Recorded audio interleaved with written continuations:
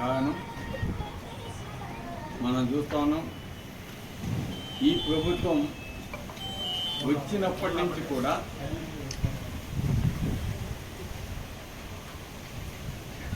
అభివృద్ధి మీద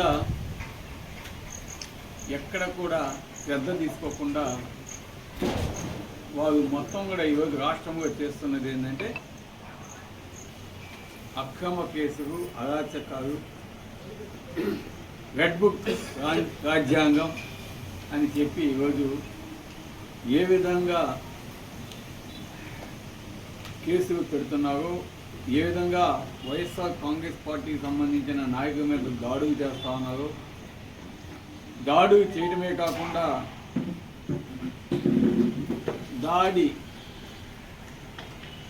చేసి ఆ దాడిలో దెబ్బలు తిన్న వారి మీదే కేసులు పెడుతూ అక్రమంగా జైలు పంపిస్తూ ఏ విధంగా ఈ రెడ్ బుక్ రాజ్యాంగాన్ని అమలు చేస్తున్నారో మనమంతా కూడా చూస్తూ ఉన్నాం. అందులో భాగంగానే మన జిల్లా అంటే ఇప్పుడు కూడా ప్రశాంతతకి పేరు. అటువంటి ప్రశాంతతని ఈరోజు నెల్లూరు జిల్లాలో ప్రజలకి లేకుండా చేస్తూ ఏ విధంగా అక్రమ కేసులు పెడతా ఉన్నారో కూడా మనం చూస్తాము. ఉదాహరణకి ఈరోజు కాకాని గోవర్ధన్ అన్న మీద ఏ విధంగా అక్రమ కేసులు పెట్టి కేసు మీద కేసు, కేసు మీద కేసు, కేసు మీద కేసు, పీటీ వాగన్స్ ఇస్తూ వేలు తెప్పించడం, మరి ఇంకొక కేసు అయితే గత దాదాపు 2 నెలలు కావస్తుంది అనుకుంటాను. 1.5 month దాటింది. 2 నెలల నుంచి జైలునే పెట్టి ఏ విధంగా హింసిస్తున్నారో మనం చూస్తాము. అదేవిధంగా ప్రశాంతంగా ఉన్న ఈ నెల్లూరు జిల్లాలో కోవూరు ఎమ్మెల్యే ప్రశాంతి గారు ఏ విధంగా ప్రసన్నన్న ఇంటి మీద 200-300 మనుషులను పంపించి గుండాగిరి చేయించి ఏ విధంగా విధ్వంసం చేశారో కూడా మనం చూసాం. అదేవిధంగా కావలి నియోజకవర్గం చెప్పాల్సిన అవసరమే లేదు. కాబట్టి ఈరోజు జగన్మోహన్ రెడ్డి గారు వారిని పరామర్శించేదానికి నెల్లూరు రావాలని గతంలో 2 సార్లు ట్రై చేస్తే ఆయనకి హెలికాప్టర్ దిగేదానికి కూడా ప్లేస్ ఇవ్వకుండా లాస్ట్ డే దాకా ఇస్తామని చెప్పి వచ్చే ముందు రోజు ఏదైతే మనం డేట్స్ పెట్టుకున్నామో ఆ డేట్స్ ముందు రోజు ఎక్కడో దూరంగా నెల్లూరుకి అడవిలో రోడ్డు లేని ప్రదేశాలు ఇవ్వటం జరిగింది. అక్కడ ఇమ్మీడియట్గా ఎలిఫేట్ చేయాలన్నా, వెహికల్స్ వచ్చిపోయేదానికి రోడ్డు చేయాలన్నా తగిన సమయము లేనందువల్ల ఆ రోజు ఆ మీటింగ్ అన్నీ కూడా వాయిదా వేసుకోవడం జరిగిందని కూడా తెలియజేస్తున్నాం. అంటే ప్రభుత్వం ఏ విధంగా ఒక మాజీ ముఖ్యమంత్రి జగన్మోహన్ రెడ్డి గారికి ఎలిఫైడ్ ఇచ్చేదానికి కూడా ఏ విధంగా ఇబ్బంది పెడుతున్నారో చూస్తాను. ఈరోజు నెల్లూరు పట్టణంలో హెలికాప్టర్ దిగేదానికి అనేక మంచి ప్రదేశాలు ఉన్నాయి. ఈరోజు పోలీస్ గ్రౌండ్స్ ఉన్నాయి, విఆర్ కాలేజీ ఉంది, కనపర్తిపాడు కాడ కాలేజీ లాస్ట్ టైం దిగిన కాడ ఉంది. అదేవిధంగా ప్రైవేటు స్థలాల్లో కూడా దింపుకునే దానికి మా వారు కృషి చేయడం జరిగింది. వీటన్నింటినీ కూడా ఇవ్వకుండా ఏ విధంగా వారు చేస్తున్నారో కూడా ప్రజలంతా కూడా గమనిస్తున్నారు. ఈరోజు జగన్మోహన్ రెడ్డి గారు కాకాని గోవర్ధన్ అన్నని చూసేదానికి వస్తూ ఉంటే ఆయనకి గతంలో ఎక్కడైతే అటవీ ప్రాంతంలో ఇచ్చినారో దాన్నే మళ్ళా మేము ఒప్పుకోవడం జరిగింది. అక్కడ పోయి చూసాం, చుట్టూ అడవి, పోయేదానికి వచ్చేదానికి చాలా సన్నటి రోడ్డు 10-15 అడుగులు ఉన్న రోడ్డు. వెహికల్స్ కూడా ఒకటి వస్తే ఇంకోటి ఆగాల్సిన పరిస్థితి. అంటే ముఖ్యమంత్రి గారికి, మాజీ ముఖ్యమంత్రి గారికి వారు ఇచ్చే భద్రతా సౌకర్యాలు చూస్తే ఆ విధంగా ఉన్నాయి. అదంతా ఒక ఎత్తు అయితే, ఈరోజు ప్రభుత్వం కావచ్చు, అధికారులు కావచ్చు, ఏ విధంగా నిబంధనలు పెట్టారంటే ఎలిఫెంట్ కాడికి 10 మందిని మాత్రమే పంపిస్తాం, 3 వెహికల్స్ మాత్రమే పంపిస్తాం, ప్రసన్న ఇంటికాడ ఎవరిని పంపాం, ఆయనతో పాటు ఒక 3 పంపిస్తాం, ఆ చుట్టుపక్కల ఏరియాలో ఎవరు ఉండకూడదు. ఒక మాజీ ముఖ్యమంత్రి, ప్రజాభిమానం కలిగిన వ్యక్తి, 40% ఓట్లు ఈ రాష్ట్రంలో అత్యధికంగా తెచ్చుకున్న ఏకైక పార్టీ, ఆ పార్టీకి సంబంధించి ఎమ్మెల్యేస్ ఉన్నారు, ఎమ్మెల్సీస్ ఉన్నారు, రాజ్యసభ సభ్యులు ఉన్నారు, ఎంపీస్ ఉన్నారు. ఇంతమంది కలిగి ఉన్న పార్టీ నాయకుడు ఈరోజు వస్తే ఏ విధంగా నియమ నిబంధనలు పెట్టి అడ్డంకులు క్రియేట్ చేస్తున్నారో అర్థమవుతోంది. అదేవిధంగా ఈరోజు జగన్ అంటే మామూలుగా జననేత. ఆయన వస్తున్నాడంటే ఈరోజు లక్షల్లో జనం వచ్చే పరిస్థితి మనం చూస్తాము ఎక్కడ పోయినా కూడా. ఈరోజు పోలీసులు ఎన్ని నియమ నిబంధనలు ఎంత పెట్టినా కూడా ఈరోజు అభిమానులు ఆయన చూసేదానికి ఏ విధంగా ఉత్సాహం చూపిస్తున్నారో, గ్రామాల కానించి, మండలాల కానించి, కావలి పట్టణం కావచ్చు, అన్ని కాన్స్టిట్యున్సీలో నుంచి, ఈవెన్ పక్క జిల్లాల నుంచి కూడా ఈరోజు రావాలని ఎదురు చూస్తూ ఉన్నారు. అది ఆయనకుండే జనాభిమానం, ప్రజాభిమానం అనేది ఈరోజు అందరికీ తెలుసు. గతంలో జగన్మోహన్ రెడ్డి గారు ముఖ్యమంత్రిగా ఉండగా లోకేష్ గారు పాదయాత్ర చేశారు, చంద్రబాబు నాయుడు గారు పాదయాత్ర చేశారు, అనేక కార్యక్రమాలు పాల్పంచుకున్నారు. ఎక్కడ కూడా ఇటువంటి నియమ నిబంధనలు పెట్టలేదు. ఇంకా చంద్రబాబు నాయుడు గారే కావాలని వాళ్ళు పెట్టుకునే సమావేశాలు సన్నటి గొంతుగా పెట్టి జన తొక్కిసగాడు కందుకుగా కావచ్చు, అదేవిధంగా కొన్ని ప్రాంతాల్లో మెదడు కూడా చనిపోయిన పరిస్థితి మనం చూస్తాము. అటువంటి కార్యక్రమాలు ఆనాడు అపోజిషన్గా ఉన్న తెలుగుదేశం నాయకులు చేసినా కూడా ఎక్కడ కూడా ప్రభుత్వం ప్రతిఘటించరా. ఎందుకంటే వాళ్ళకున్న అభిమానం ఉంటుంది, వాళ్ళు పోవచ్చు రావచ్చు, లోకేష్ గారితో జనాలు పోవచ్చు, చంద్రబాబు నాయుడు గారితో పోవచ్చు అని వదిలేశారు. అదే జగన్మోహన్ రెడ్డి గారు ఆనాడు నియమ నిబంధనలు పెట్టుంటే ఇవన్నీ కూడా జరిగేవా? ఈరోజు ఎందుకు తెలుగుదేశం పార్టీ నాయకులు కావచ్చు, కూటమి ప్రభుత్వం కావచ్చు ఎందుకు భయపడతా ఉంది జగన్మోహన్ రెడ్డి గారిని చూస్తే? ఆయన మీద ఉన్న ప్రజాభిమానాన్ని చూసి ఎందుకు మీరు భయపడతా ఉన్నారని మేము అడుగుతాను. ఈరోజు ప్రజలకున్న స్వాతంత్రాన్ని ఈరోజు మీరు ఈ విధంగా పోలీసుల చేత భయపెట్టి నొక్కించాలని చూడటం సబబు కాదని కూడా మీ అందరికీ తెలియజేస్తున్నాం.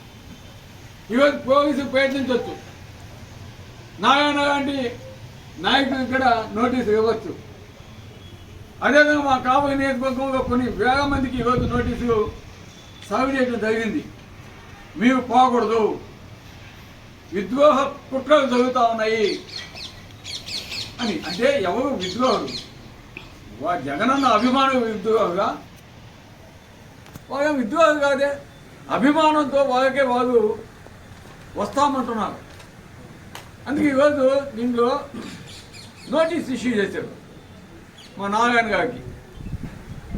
అదేవిధంగా కొన్ని 100 మంది 1000 మంది కూడా అన్ని కాన్స్టిట్యూన్సీ మొత్తం కూడా ఇష్యూ చేస్తుంటారని అనుకుంటున్నాం. దాంట్లో రాశాడు ఈ కార్యక్రమంలో కార్యకర్తల ముసుగులో సంఘ విద్రోహ శక్తులు కలిసి శాంతి భద్రతగా సమస్య సృష్టించేందుకు ప్రణాళిక చేసుకున్నట్టు వాటి నిఘా వర్గాల ద్వారా సమాచారం ఉందంట. అలాంటి పరిస్థితుల్లో మీరు మీ మద్దతుదారులు ఈ కార్యక్రమాలకు పోవద్దు, అనవసరంగా మేము పెట్టే కేసుల్లో మీరు ఇరుక్కోవద్దు అంటే వాళ్ళు ఆల్రెడీ డిసైడ్ చేసుకున్నారు. కేసులు పెట్టాలి, భయపివ్వాలి, కార్యక్రమాలు పోనీయకుండా అభిమానం చేయాలి అని ఈ విధంగా నోటీసులు పంపించి భయపిస్తున్నారంటే తెలుగుదేశం పార్టీకి, చంద్రబాబు నాయుడు గారికి, అదేవిధంగా లోకేష్ బాబు గారికి జగనన్న అంటే ఏ విధంగా భయం ఉందో దాన్ని బట్టి అర్థమవుతా ఉంది. ఇటువంటి దారుణ పరిస్థితులు ఈరోజు ఈ ప్రభుత్వం పోలీస్ డిపార్ట్మెంటు కల్పించడం న్యాయమా అని నేను అడుగుతా ఉన్నాను.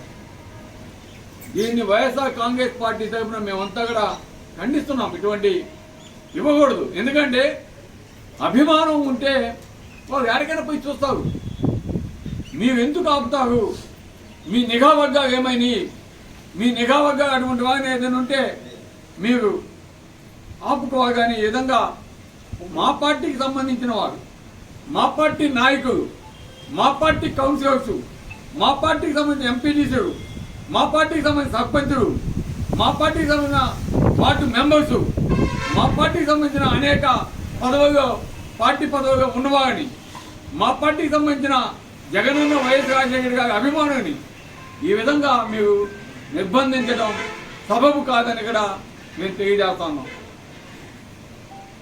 కాబట్టి ఈరోజు మీరు ఎన్ని అడ్డంకులు ఏమి సృష్టించినా ఇక్కడ ఎవరు కూడా, ఏ నాయకుడు కూడా మీరంతా రండి, మీకు వెహికల్ సహాయం చేస్తాము, మీకు కారు సహాయం చేస్తాము, మీకు బైక్ సహాయం చేస్తాము అని ఈరోజు ఎవరు చెప్పగా ఈరోజు మాకే ఫోన్లు వస్తూ ఉన్నాయి. సార్ జగనన్నని చూసేదానికి మేమంతా వస్తున్నాం సార్, జగనన్నని నెల్లూరుకి ఆహ్వానిస్తాం సార్, మా నినాదాలతోటి జగనన్నని నెల్లూరులో మేము అభిమానిస్తూ ఆహ్వానం పలుకుతాం సార్ అని ఈరోజు చెప్పగా మాకు ఫోన్లు వస్తూ ఉన్నాయి. వాళ్ళందరినీ ఎవరు కట్టుదిట్టం చేయగలరు? అభిమానాన్ని ఎవరు కూడా ఆపలేరు. గజాభిమానాన్ని ఆపాలనుకుంటే అది పొరపాటు. కాబట్టి ఇటువంటివి మీరు అడ్డుకట్ట వేయాలని చూడటం సరికాదు. మీ అందరికీ తెలియజేస్తున్నాం. ఇప్పటికన్నా మీరు ఈరోజు ముఖ్యంగా వచ్చేది, ఈరోజు ఇవన్నీ కూడా మీరు కల్పించేది ఎందుకో మా అందరికి కూడా, మాతో పాటు ప్రజలందరికీ కూడా అర్థమవుతా ఉంది. ఎందుకంటే ఈరోజు తెలుగుదేశం పార్టీ తెలుగుదేశం పార్టీ అధికారంలోకి వచ్చినప్పటి నుంచి కూడా ఈ అక్రమ కేసులు పెడుతూ ప్రతి ఒక్కటి డైవర్షన్ చేసే విధంగా ఎందుకు చేస్తున్నారంటే ఈరోజు ఎక్కడ పట్టినా కూడా అవినీతి, ఏ గ్రామంలో చూసినా అవినీతి, ఎక్కడ చూసినా కబ్జాలు, ఎక్కడ చూసినా భూదందా, ఎక్కడ చూసినా గ్రామ మాఫియాలు, ఎక్కడ చూసినా ఇసుక మాఫియాలు, ఎక్కడ చూసినా మెటల్ క్వారీ మాఫియాసు, ఎక్కడ చూసినా స్కాములు, స్కీములు.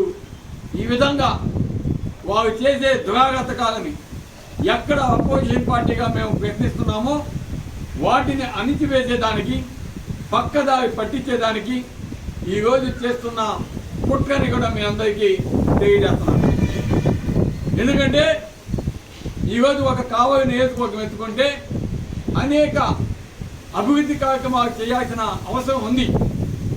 ఎందుకంటే గతంలో మేము ఈరోజు కూడా నేను చూసే హెడ్లైన్ నిన్న మినిస్టర్ గారు వచ్చారంట, ఫిషింగ్ హార్బర్ ఇనాగ్రేషన్ అంట, చంద్రబాబు నాయుడు గారు. ఒక్కడ ఆలోచించండి కావలి ప్రజలంతా కూడా. ఈరోజు ఈ ప్రభుత్వం ఏం చేసింది? ఫిషింగ్ హార్బర్ అనేది 350 కోట్లతోటి ప్రారంభించింది వైఎస్ జగన్మోహన్ రెడ్డి గారు. ఆ కాంట్రాక్టు ఇప్పుడున్న ఎమ్మెల్యేకి ఇప్పించింది నేనే. ఆయన ఆధ్వర్యంలోనే ఫిషింగ్ ఆ రోజు కంప్లీట్ చేయడం జరిగింది. జగన్మోహన్ రెడ్డి గారు ముఖ్యమంత్రిగా ఉండగా దాన్ని ఓపెన్ చేయాలని ఆ రోజు మీటింగ్ కూడా ఏర్పాటు చేసినా ఆయన ఓపెన్ చేయకుండా నేనే మనమే ముఖ్యమంత్రి అవుతాం, తప్పకుండా వచ్చి మత్స్యకార సోదరుకి అంకితం చేద్దాం, నేను అక్కడికే స్పాట్కి వస్తాను, ఓపెన్ చేస్తాను అని చెప్పిన ఘనత వైఎస్ జగన్మోహన్ రెడ్డి గారికి. అటువంటి ఫిషింగ్ హార్బర్ని ఫినిషింగ్ చేసిన వైఎస్ఆర్ కాంగ్రెస్ పార్టీ మా నాయకుడు జగన్మోహన్ రెడ్డి గారు అయితే ఈరోజు చంద్రబాబు నాయుడు గారు వచ్చి నేను తాళి కడతానన్నట్టు ఆయన ఓపెన్ చేస్తానంటాడు. ఇది ఎంత మాత్రం సబబు అని చెప్తున్నాం. ఈరోజు చంద్రబాబు నాయుడు గారు ఒకవేళ చెయ్యాలంటే ఈరోజు మన ఎయిర్పోర్ట్ ఉంది, దానికి మళ్ళీ ఇంకొకసారి శంకుస్థాపన చేసి ఆ ఎయిర్పోర్ట్ పనులు ప్రారంభిస్తే నేను సంతోషిస్తాను, మా కావలి ప్రజలు సంతోషిస్తారు. లేదా మా రైతాంగం కోసం సంగం బ్యారేజీ, బైపాస్ కెనాల్ అది వస్తే కావలి మొత్తం కూడా 2 పంటలు పడతాయి, జగట అయిపోద్ది. అటువంటి సంగం బైపాస్ కెనాల్కి ఫౌండేషన్ స్టోన్ వేస్తానని వస్తే తప్పకుండా మేము ఆహ్వానిస్తాం, సంతోషపడతాం. ఏదో మన కావలి బ్యాలెన్సింగ్ రిజర్వాయర్, మన కావలి చెరువు బ్యాలెన్సింగ్ రిజర్వాయర్ చేస్తే దాని కింద దాదాపు 8 చెరువులు ఉన్నాయి. దాని ద్వారా మన చిట్ట చివరి ఎకరాలు ఇక్కడ మన నియోజకవర్గంలో పంటలు పడతాయి. దాన్ని ఫౌండేషన్ స్టోన్ వేస్తానని వస్తే మేము సంతోషిస్తాం. అంతేగాని ఎవరో కంప్లీట్ చేసిన వాటికి వచ్చి నేను రిబ్బన్ కట్ చేస్తానంటే ఇది కరెక్ట్ కాదు. ఇది ప్రతి ఒక్కరు కూడా కావలి నియోజకవర్గంలో ప్రతి ఒక్కరు కూడా చూస్తూ ఉన్నారని కూడా తెలియజేస్తాను. ఈరోజు కావలి నియోజకవర్గంలో గత 5-6 monthsగా ఈనాడులో అనేక కథనాలు వస్తున్నాయి. కానీ ఈ గ్రావల్ మాఫియా కావచ్చు, మెటల్ మాఫియా కావచ్చు, ఇసుక మాఫియా కావచ్చు, ఇవన్నీ కూడా వస్తూ ఉన్నాయి. అదేవిధంగా ఈ మధ్య అనేక స్కామ్స్ అవి కూడా చూస్తాం. అవి తర్వాత మాట్లాడుకోవచ్చు. ఉదాహరణకి ఈరోజు ఎంట్రీ తీసుకొని వచ్చింది. బుడమగొండ చెరువుని అడ్డం పెట్టుకొని ఈరోజు ఏ విధంగా లేఅవుట్స్కి నెల్లూరుకి మట్టి తాగిస్తున్నారో చూడండి.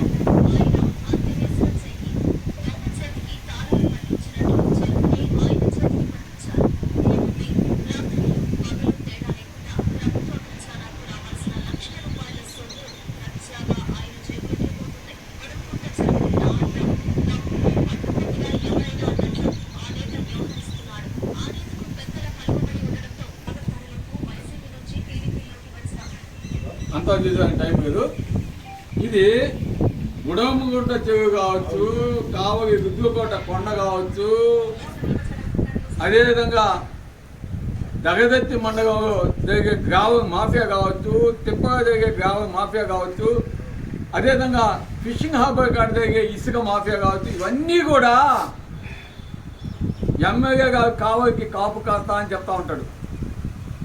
కాపు కాస్తా అనేది పైకి చెప్పే మాట. లోపల చేసేది మొత్తం కూడా ఈ అక్రమ మైనింగ్లు, ఈ అక్రమ స్కాములు, ఇవి తప్ప ఆయన చేసేది ఏమి లేదు. పైకి మేక ఉన్నప్పుడే పైకి చూసేదానికి సాధు జంతువుగా ఉంటాడు. లోపల చేసే మాత్రం మొత్తం మాఫియానే. అతను ఎలక్షన్కి ముందు చెప్పింది వేరు, ఎలక్షన్ తర్వాత చేసేది వేరు. ఈరోజు గుడమగుంట చెరువులో చేసే మాఫియాకి సంబంధించిన ఒక నాయకుడు, ఆయన మొత్తం కూడా పేరు కథనే చేసేది, మొత్తం చేయించేది మొత్తం కర్త కర్మ క్రియ మొత్తం కూడా ఈ కావలికి కాపు కాసే మన ఎమ్మెల్యే గారే. No doubt.